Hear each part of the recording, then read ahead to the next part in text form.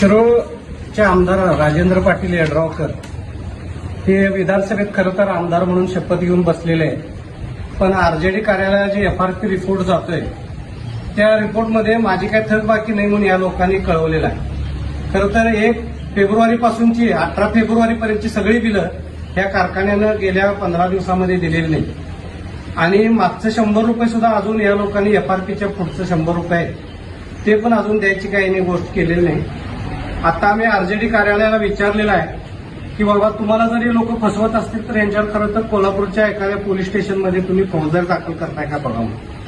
जर शासनाच्या रिपोर्टवर आम्ही बघून जर त्या कारखान्याने सगळी एफआरपी दिली असं जर मांडलं तर प्रत्यक्षात शेतकऱ्यांना मात्र या लोकांनी पैसेच दिलेले नाहीत. 16-17 कोटी रुपये या लोकांनी रेकॉर्डच खोटं दाखवलेला आहे. आणि त्यामुळं माझी विनंती आहे या आमच्या आमदारांना, किमान आमदार आहे तुम्ही खोटं तरी शेतकऱ्यांच्यावर बोलू नका. तुमची एफआरपी थकीत असेल तर तसं शासनाला कळवायला काय अडचण आहे. पण तुम्ही शासनाला कळवताय माझी काही थकीत एफआरपी नाही, इकडे तर शेतकऱ्याला पैसे दिलेले नसतात, हे चुकीचं आहे. आणि तुम्ही पदावर बसलेल्या व्यक्तींनी अशा पद्धतीनं लोकांना फसवू नये. आणि 1 मेच्या अगोदर या लोकांनी आमचं 100 रुपये मागचं जे ठरलेले आहेत ते द्यावेत आणि आता तटलेली एफआरपी आजच्या आज या शेतकऱ्यांच्या खात्यावर व्याजासह द्यावी अशी आमची विनंती.